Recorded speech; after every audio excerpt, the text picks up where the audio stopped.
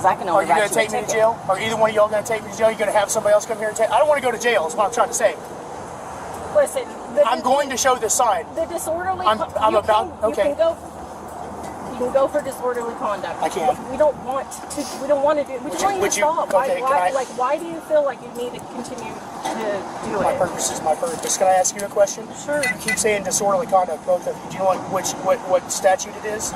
Off the top of my head, I don't know what statute. Would you be surprised if I did? I would believe that you would know exactly what the statute is. Would you like me to recite it to you? Go ahead. Winnsboro Police Department. Hi, I'm guessing you're getting a million calls about this, but you've got two officers harassing a man exercising his First Amendment rights. Okay. On the corner. You gotta call him off. You're gonna get sued. It does not look good. Can you hold on? City of Winnsboro Code of Ordinances, Article 3.11. No person shall display any sign containing statements, words, or pictures of an obscene, indecent, or immoral character, such as will offend public morals or decency. Read it twice. Nowhere in that sentence does it say the ordinance only applies to advertisements.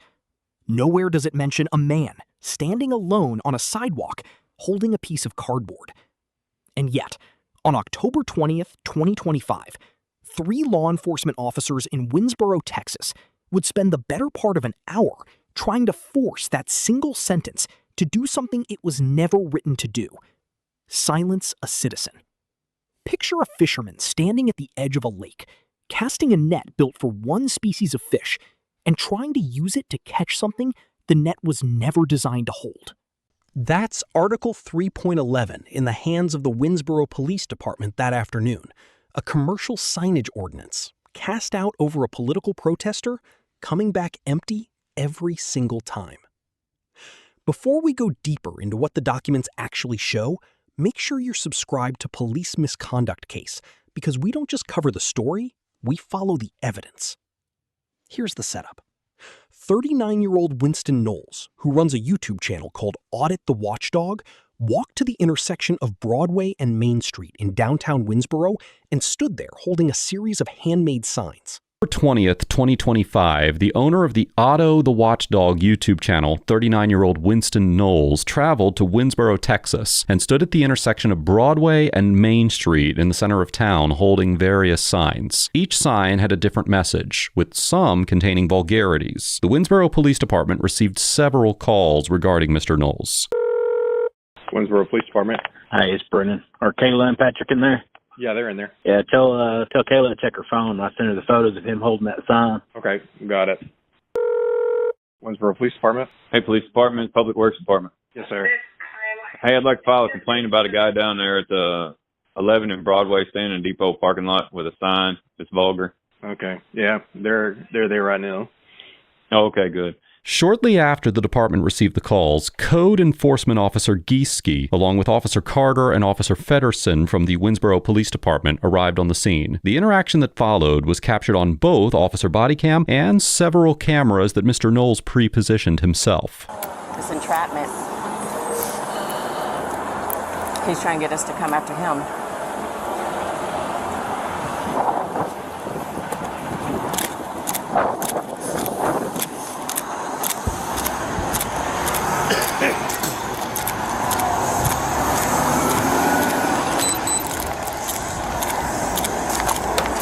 Look where he's trying. He's going to have us going in circles. Hey, stay right there. No, thank you. Let's go.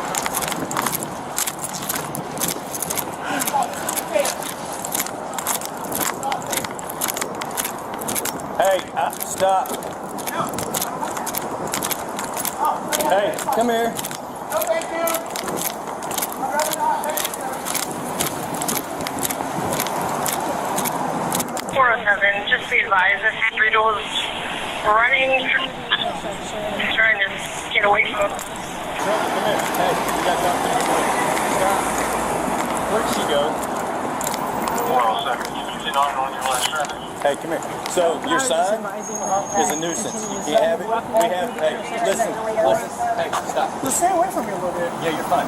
So, we have the signs right here, the ordinance. You can't have your sign. Okay, thank you. Okay.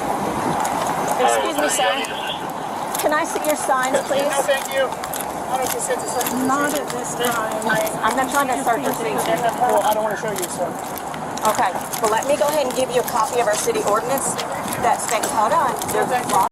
Some of them were pointed. Some of them were profane. All of them were about police conduct. Within minutes, the Winnsboro Police Department's dispatch line started ringing.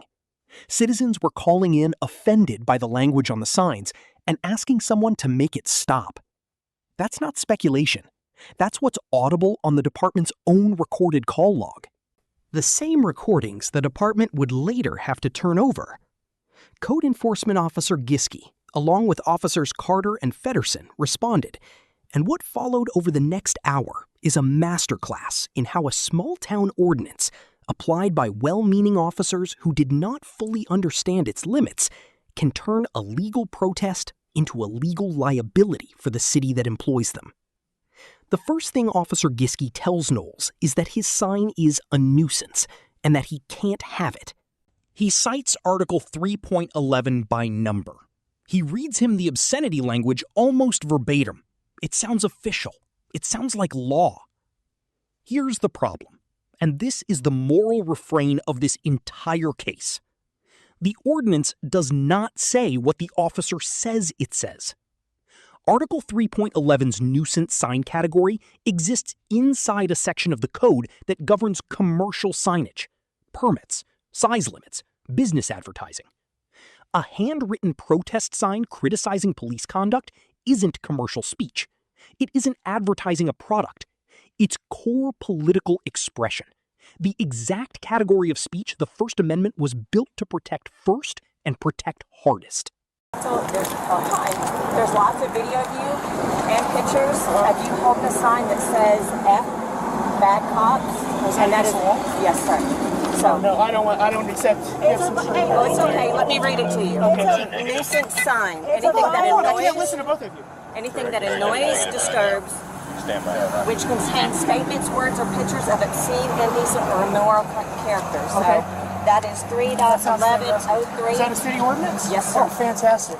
So just so that you know, you Can you cannot. push that button, please? Nope. You Can I cannot push have that that button? sign. It's already done. Good. Thank you. Hey, so we're not going to sit here and keep walking in circles through the All we're intersections with asking- you. Go away. No, sir. All thing we're asking is you cannot have the obscene sign. Hey, so here's the thing. So if you don't take that sign and put it up, we're going to cite you. Hold on, he could be cited right now. He just showed a sign in the intersection. I did show a sign. Would you like to see it? Let's see what it is. That one is, you cannot do that. That is against another city ordinance I that don't think says so. you cannot do that in an intersection. Where you stood over there, that's perfectly Okay, fine. so let's see what your signs are. No, I'd rather Why not. are we sitting here playing these games? Let's just see what all your signs I don't you want to have. show you. Okay, well, I saw one a while ago. Okay. and Did you? I did. And you snitched on me, didn't you? Why would I snitch? Why would you snitch? Because I saw your sign. We've gotten what did it multiple say? calls. It's F-U-C-K, Okay. the cops. Okay. You can't have that sign. Okay. That's the So- ordinance that I'm telling you about, and you just broke another ordinance by showing the sign right here. Okay. Okay. Oh, so it's any signs. It's any signs that you are showing which is causing a distraction Okay. to traffic in an this one? intersection. Yes, sir. That is another. so I That is can't do breaking. that? So you understand what she's That saying? is a You were citable in the offense. intersection. Up here on the sidewalk, you're fine, but when you're in the Was I in the intersection, intersection? you were. This is considered You're an being recorded? intersection right here. Right here, right here.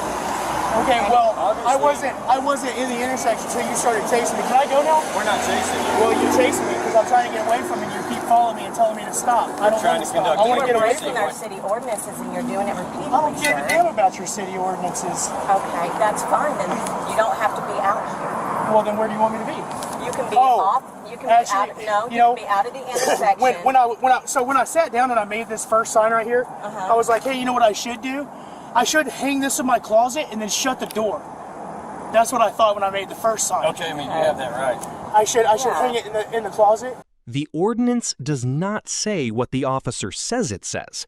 That gap between what the code actually authorizes and what the officers told Knowles it authorized is where this entire encounter lives, and it only widens from there. Knowles refuses to hand over his sign. Reasonable. No ordinance requires him to surrender his own property to a code enforcement officer on request. The officers regroup and instead pivot to a second theory, that displaying any sign at all, obscene or not, is illegal specifically because Knowles is standing in what they call the intersection. Watch the geography here, because it shifts. At one point, they tell him the sidewalk is fine. At another point, the same patch of concrete becomes the intersection. At another point, it's a sidewalk again. 3 officers, 1 small stretch of pavement, and 3 different legal characterizations of where the line actually is. If the boundary of a restricted zone moves depending on which officer is talking, it was never really a boundary. It was an excuse. Then comes the pivot every viewer of this channel has seen before. When the actual ordinance doesn't hold up, reach for disorderly conduct. Allowed to display any signs whatsoever within the intersection. Article 3.11 of the Winnsboro Code of Ordinances defines a sign as any written or graphic representation used to communicate and attract attention. However, it also states that the ordinance only applies to signs that are used for the communication of commercial information. The same article creates a category of so-called nuisance signs and prohibits them in the downtown business district. A nuisance sign is defined to include signs that, quote-unquote, annoy and disturb the public, or contains, now quoting, statements, words, or pictures of an obscene, indecent, or immoral character, such as will offend public morals, or the Supreme Court case of Miller versus California. The court held that material may be treated as obscene only if it appeals to the prurient interests, depicts sexual content that is patently offensive as defined by state law, and lacks serious literary, artistic, political, or scientific value. A protest sign that uses a profanity to criticize police does not describe sexual conduct, does not seek to arouse prurient interest, and plainly displays political content. Furthermore, streets and sidewalks are traditional public forums where speech on public issues receives the highest level of protection. In those spaces, the government may impose reasonable time, place, and manner restrictions, but it may not restrict speech based on its content or suppress particular viewpoints, including harsh criticism of public officials. When applied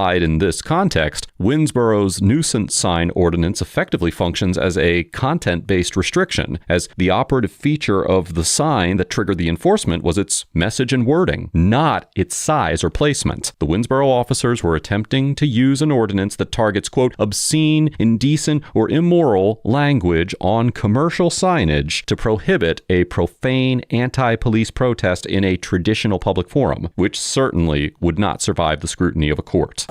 This, okay, right here is not a sidewalk. Okay. If you want to see where a sidewalk is, this right here this is a sidewalk. So right here's fine? But Right here's fine. that is still going to be... Right here's fine. Actually, technically, yeah. Okay, technically, yeah. Okay. But you cannot display your sign that says F-U-C-K. Just that one. Any signs that have Just the explicit one that words says on it. Anything that has or a... Yeah. obscene? Vulgar or obscene. Vulgar, obscene. Can we just take a look at your sign? Okay, well, the one sign, you're not going to display it no more. Or Are you sure about that? I'm telling you, you're not going to Can I do make it. a pinky promise? We're not doing that. Indecent or immoral. Can I make a pinky promise that I won't show that sign anymore? What? What does that one say? I don't want to. I don't want to. I mean, I could also ask you for your permit for filming, but I'm not trying to do that. You want my permit for filming? Are you going to give me, do I have to get a permit for filming? You do actually, yeah. Oh. Well, I don't have. Just walked around I with your don't hand. have one actually. Hey, so I mean, why are you being so argumentative with this? Like, we're just literally came up here. I was having a good time all by myself. We understand that, but we're getting multiple calls for your sign. I'm sorry that somebody's calling you. With vulgar language. I'm sorry that somebody's calling you. That's a silly thing to do, isn't it? You're disrupting the peace, disorderly conduct with it. Disorderly conduct. Is it? It is. It's Oh, a nuisance. Is it? It's a nuisance. It's a public nuisance. I'm creating a public nuisance. Are you Officer Feddersen raises it. Officer Gizke backs him up, adding that a public nuisance charge could apply too. Here's where the forensic reading matters. Texas's disorderly conduct statute, section 42.01 of the Penal Code, criminalizes abusive or profane language only when it's the kind of face-to-face insult that would provoke an immediate physical breach of the peace. what courts, going back to the 1942 Supreme Court case Chaplinsky v. New Hampshire, call fighting words. That doctrine has a narrow, specific target. Direct, personal insults hurled at an individual in a way calculated to start a fight on the spot. Knowles' signs were general criticism of police and government as institutions. Offensive to some, certainly, but offensive is not the same as criminal, and general political criticism has never met the fighting words threshold, not in 1942 and not in Winnsboro in 2025. Offensive is not the same as criminal. Now here's the visual anchor for this entire encounter, and it's worth sitting with for a second. At one point in the video, Knowles reaches slowly into his own jacket and produces, not a weapon, not contraband, a Bible. So what if somebody else is preaching out here and I get offended? So if I can't have these signs, hold on, I'm going to reach in my pocket, but I'm not going to, here, I'll show you so you're nice. You're fine. Right, I do have a license, but I'm not carrying right now. You're fine. Okay, so real nice and slow. Can I display this? Do you know what this is? I mean, what is it? Do you know what it is? It's a Bible. Okay. Can I read out of this? You can if you want. Okay, well if I can read out, somebody, if it offends somebody, what's going to happen to me? All we're asking. I know what you're asking. You're going I'm round asking and round. if I read out of this book, am I going to go to jail today? You're not going to jail for your signs. Okay. We're just asking. What are you going to do then? Why are you fucking with me?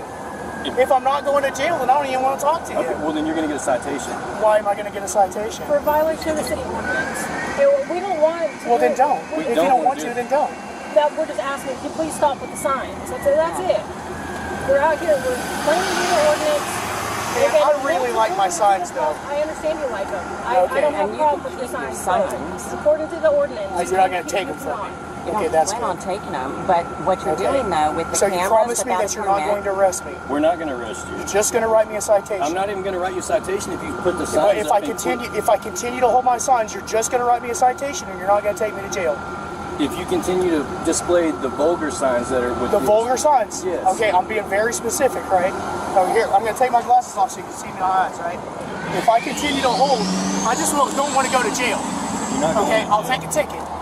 Okay, if I continue, well, are you going to? We don't want to. But will you? Are you going to stop? No.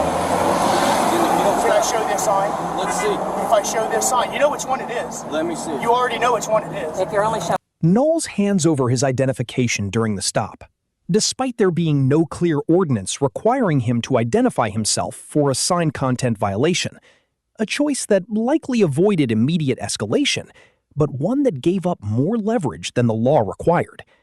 And rather than invoking his right to remain silent once it was clear the officers intended to cite him regardless of what he said, he engaged in extended back-and-forth banter for nearly the full length of the stop.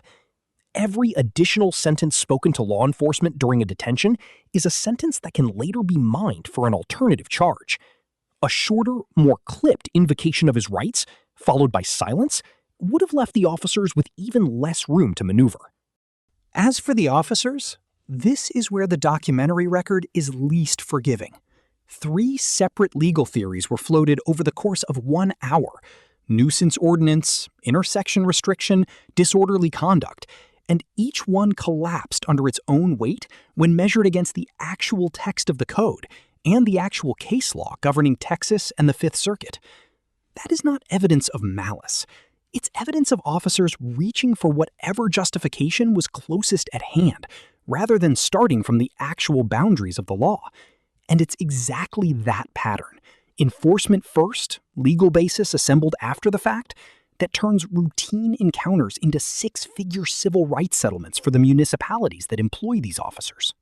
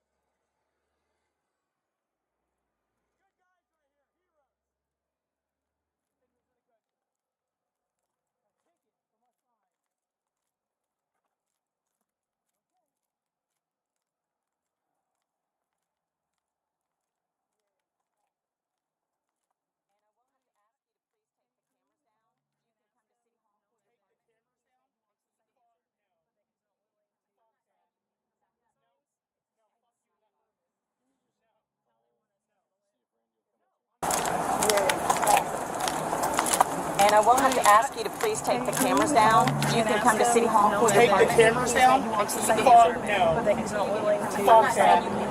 No, fuck you, that permit. No. See if Randy will come No, up here. I'm not getting a permit. I'm not. That's ridiculous. Have you ever heard of the First Amendment? He asks the officers on camera whether reading aloud from it could get him arrested if it offended somebody. It's a small moment, but it does something enormous. It exposes in real time that the officer's own standard, if it offends someone we can act, would criminalize religious speech just as easily as it criminalizes a protest sign. If the legal theory can't survive being pointed at a Bible, it was never a legal theory. It was a mood. That's the ticking clock question buried inside this small-town sidewalk dispute, and it's bigger than one man and one town. If a police department can invent an obscenity standard broad enough to silence a protester today, what stops that same standard from being pointed at a preacher, a journalist, or a whistleblower tomorrow? Once you accept offense as the legal trigger, you've built a switch that can be flipped at anyone. The officers, to their credit, never move to actually arrest him for the sign content, but they do issue him a citation. And here, the paper trail becomes its own piece of evidence. The citation is written for the language on the sign, not for standing in a roadway, not for a traffic obstruction, not for a documented safety hazard. The citation itself, as a public record, memorializes that the enforcement action was about the message, not the conduct. That's the single most important sentence in this entire case, because it's the sentence that turns a sidewalk disagreement into a First Amendment problem with the city's name on it. Treating the act of recording public officials as part of protected news gathering, and emphasizing that the right belongs to ordinary citizens and members of the press alike. Nothing about this encounter would suggest that Mr. Knowles' recording interfered with police operations or blocked access or created any independent safety issue that would justify a time, place, or manner restriction. In the 2002 Supreme Court case of Watchtower Bible and Tract Society versus Village of Stratton, the court invalidated an ordinance that required door-to-door advocates to register with the government and obtain a permit before engaging in canvassing. The court explained that forcing citizens to secure advance permission before they speak in traditional forums is incompatible with the First Amendment, even when the permit scheme is relatively content neutral. The code enforcement officer's assertion that a lone individual's ability to record public officials hinges on obtaining a generic quote-unquote filming permit from City Hall essentially serves as a prior restraint against Mr. Knowles' free speech without any evident time, place, or manner justification that is tied to his specific conduct. Furthermore, the fact that Mr. Knowles later posts his footage to a monetized YouTube channel does not transform this protest and recording into a form of unprotected commercial activity. Journalistic and expressive work routinely generates revenue, and neither the First Amendment nor Article 1, Section 8 of the Texas Constitution conditions protection on the speaker's motives or business model. Therefore, it is highly unlikely that Mr. Knowles was under any legal obligation to obtain a permit before filming his own protest against members of law enforcement while standing in a public forum. No, you haven't. Alrighty, you ready? What's your name? My name? Yeah. You ready for this? Ready. W. Why are you doing this? Oh, do you have a pen? Yeah. Okay, write it down. W. What's your name? Just tell me what your name is. W. W what? Knowles. Would you like to, if you're going to write it down, write it down. I have a brain. I can understand the words that are coming out of your mouth. Do you remember what? Okay, sure. I'll look at stuff. Winston Knowles. Winston W. Knowles. I was born in 1986. So you're writing it down anyway. I don't... All right. City of Winnsboro, state of Texas, is giving me a ticket for what exactly? Because I don't have a...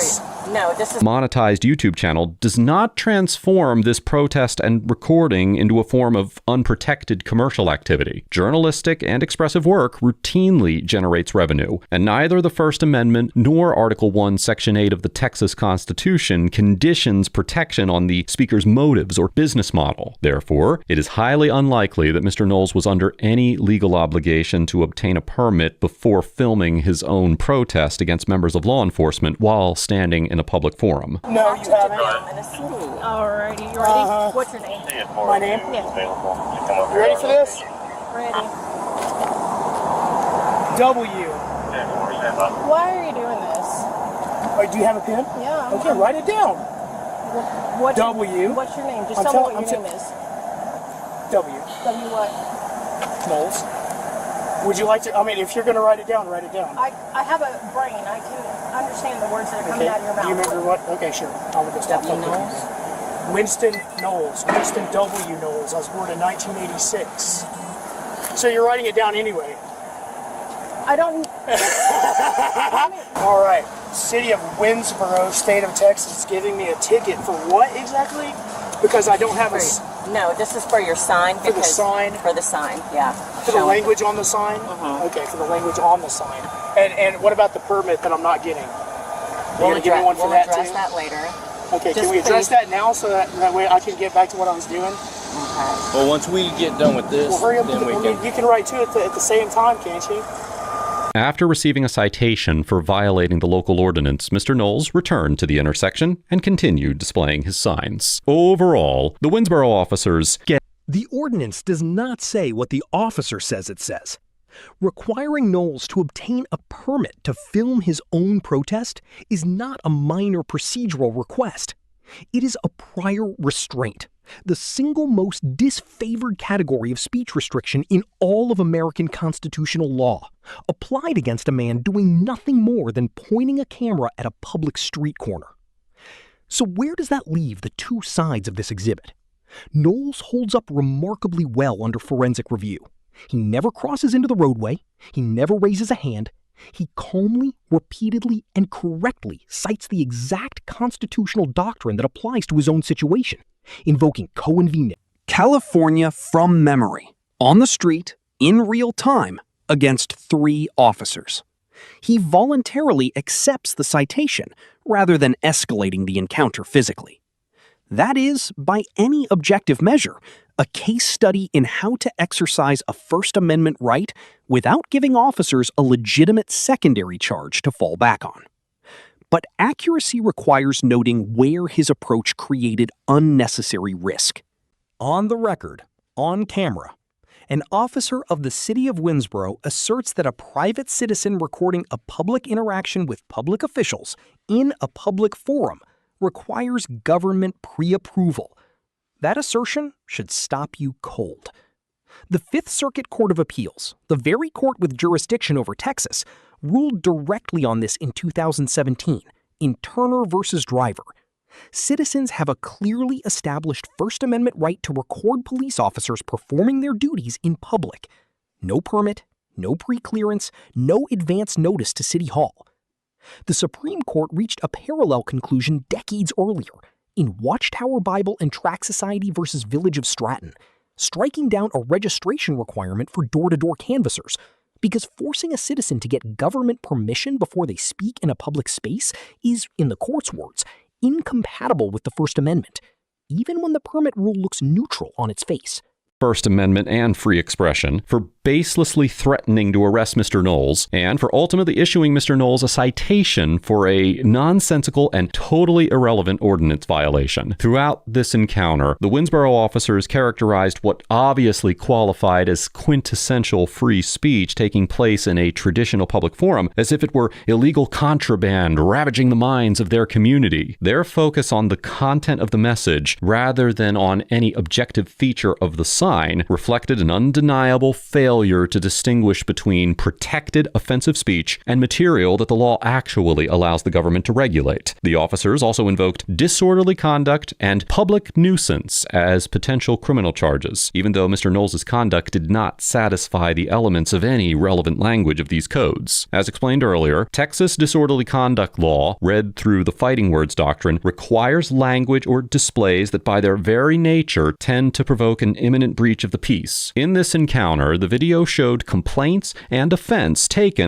as tools against protected political expression, rather than to address genuine threats to public safety. And Mr. Knowles gets an A for demonstrating a clear and thorough understanding of his constitutional rights, for exercising those rights peacefully and respectfully, and for maintaining a calm and collected demeanor despite being threatened with arrest and ultimately issued a baseless citation. It is very clear that Mr. Knowles is very well versed in the relevant court precedents surrounding free expression. As he anchored his conduct in well-established First Amendment principles, he correctly explained that vulgar political speech in a traditional public forum is protected, and he accurately referenced cases like Cohen versus California to explain why the words on his sign did not make his protest quote-unquote obscene. He remained on or near the sidewalk, avoided stepping into the roadway, and he never created a genuine safety or obstruction issue. When confronted with the officers' shifting theories about disorderly conduct, public nuisance, and a nonsense permit requirement, Mr. Knowles consistently responded with reasoned objections instead of emotional outbursts. He challenged the officers to reconcile their enforcement decisions with the Constitution. He articulated the difference between content-neutral regulation and content-based censorship, and he did so without resorting to personal threats or physical escalation. Even as they discussed taking him to jail, he maintained a calm demeanor and accepted the citation without further escalating the encounter. Now, all of that said, there were a few aspects of his conduct that didn't necessarily optimize his legal positioning post-encounter. Mr. Knowles eventually surrendered his identification to the officers, even though he was likely under no legitimate legal obligation to do so. That choice was almost certainly a conscious decision in order to avoid escalation and to obtain a tangible record of the detention, but it still represented a point where he yielded more than the law appears to require. Additionally, although much of his speech was thoughtful and articulate, Mr. Knowles engaged in extensive banter with the officers and did not meaningfully invoke his right to remain silent once it became clear that they were intent on enforcing the ordinance. A more restrained approach, with shorter, targeted statements followed by silence, would likely have further reduced the risk of mischaracterization and limited opportunities for officers to fish for alternative charges. I commend Mr. Knowles for standing his ground peacefully while asserting his rights in a clear, informed, and principled manner, but I would caution other citizens in a similar situation to consider.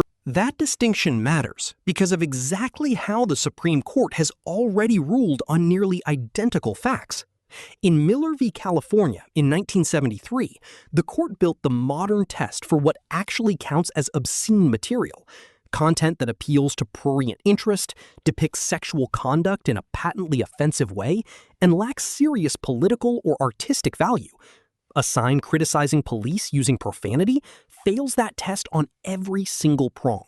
It isn't sexual, it doesn't arouse prurient interest, and by definition, a political protest sign has political value, which is the one category Miller explicitly protects. Meanwhile, in Cohen v. California in 1971, the case Knowles himself references on camera correctly, the court overturned a disorderly conduct conviction against a man wearing a jacket bearing a profane anti-draft message inside a courthouse. The court's reasoning? The government cannot criminalize a particular word simply because some listeners find it distasteful. One man's vulgarity, the court wrote, is another man's lyric. 54 years later, in a small Texas intersection, the same legal question resurfaced, and the answer hadn't changed. There's a second constitutional violation buried in this encounter, and it's arguably the more dangerous one, because it targets not Knowles' speech, but the public's ability to witness it. Partway through the stop, Officer Giske tells Knowles he'll need to take the cameras down because he doesn't have a filming permit. Pull it yourself. Read the commercial signage language in context and decide for yourself whether it was ever built to reach a lone protester on a sidewalk. Then tell us in the comments, Once an officer cites a code section that doesn't actually say what they claim it says, does the citation that follows still count as lawful enforcement, or does it become evidence of something else entirely? If this case exposed something you weren't expecting, hit like. Share it with someone who needs to see how a small-town ordinance can turn into a constitutional violation in real time. Subscribe to Police Misconduct Case and turn on notifications, because we don't just cover the story, we follow the evidence. Case by case, document by document.